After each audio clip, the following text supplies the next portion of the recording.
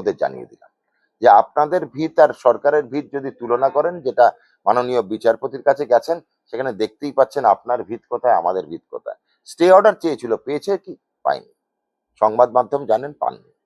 Sir, আপনি শপথ নেওয়ার পরে, দায়িত্ব পাওয়ার পরে আপনি সক্রিয় ভূমিকা পালন করছেন। কোথাও ব্লাড ব্যাংকের ঘুঘুর বাসা ভাঙার কথা বলছেন, তদন্তের কথা, একাধিক নজরদারির কথা আপনি বলছেন। কিন্তু আজকে যখন বৈঠক শুরু হতে দেখা গেল যে আপনি যখন পরিচয় পর্ব সারছেন, তখন কিছু কিছু ব্লাড ব্যাংকের ক্ষেত্রে টেকনিক্যাল অফিসাররা এসেছেন, উচ্চ পর্যায়ে যারা আধিকারিকরা জবাবদিহি করবেন তাদের দেখা পাওয়া গেল না। তাহলে এত সক্রিয়তা, এত নজরদারি, এত কড়াবার্তার পরেও কি আপনার কোথাও গিয়ে মনে হয় যে ঘুঘুর বাসা ব্লাড ব্যাংকগুলোতে রয়েছে, বা কেউ কেউ এখনো সেখানে বসে মনে করছেন যেমন চালাতেন সে এক সপ্তাহ আধিপত্য আবার চালাবেন?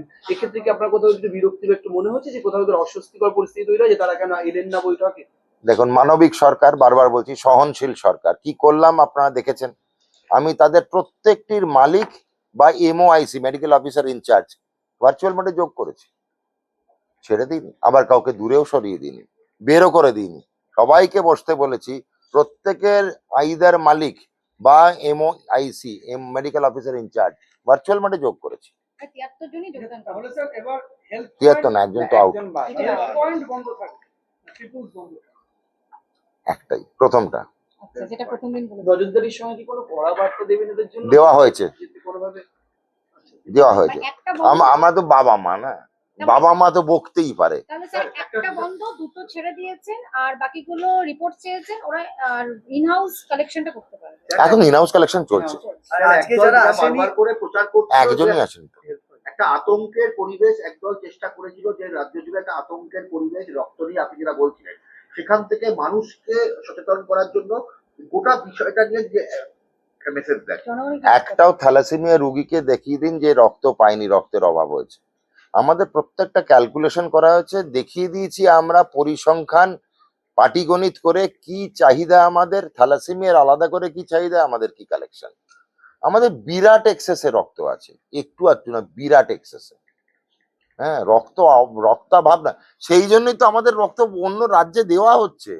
আপনারা খালি ভেবে দেখুন, এটা হিউজ অ্যামাউন্ট রক্ত আমরা অন্য রাজ্যকে পাঠিয়েছি। সেটা আমাদের জানিয়ে পাঠানোর কথা, অ্যামাউন্ট গুলো চেক করে পাঠানোর কথা, তো সেগুলো হয়নি। কিন্তু পাঠিয়ে তোছি, তার মানে আমাদের কাছে কত এক্সেস রক্ত। তারপরে এখানে কোনো অভাব হয়নি। এই ঘটনা জানার আগেই তো এগুলো ঘটেছে। আপনার অভাব হলে সাংবাদিকরা সবার আগে জানতো।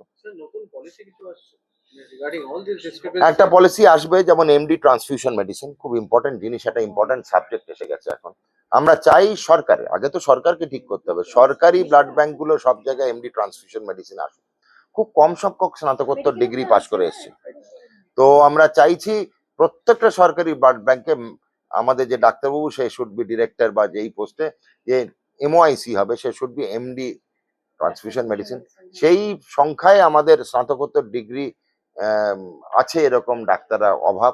আমি সব ইয়াং যেসব এমডি ট্রান্সফিউশন মেডিসিন, সবকটাই আমার খুব স্নেহভাজন, সবাই আমার খুব খুব পরিচিত। তাদের সমাজকে বসলো, আমার সামনেই দেখতে পাচ্ছেন, তারা সব রিকোয়েস্ট লেটার দিয়ে যাচ্ছে আমাকে, তো এমডি ট্রান্সফিউশন মেডিসিন যেন নেওয়া হয়। আমি চাই প্রত্যেকটাতে স্নাতকোত্তর ডিগ্রি খুলুক, এমডি ট্রান্সফিউশন মেডিসিনের কোর্স খোলা হবে। তার জন্য তৎপর হচ্ছি, কিভাবে খোলানো যায় যত তাড়াতাড়ি সম্ভব। আমাদের এখানে প্রচুর ডাক্তার শুধু দরকার নয়, খুব ফুললি ট্রেন্ড ডাক্তার দরকার। ডাক্তার তো দরকারই, আমাদের ট্রেনিং যাদের আছে তাদেরও খুব দরকার। এমডি ট্রান্সফিউশন মেডিসিন নিয়ে চিন্তা ভাবনা হচ্ছে। আর লাস্ট কোশ্চেন, সরকারি মেডিকেল কলেজে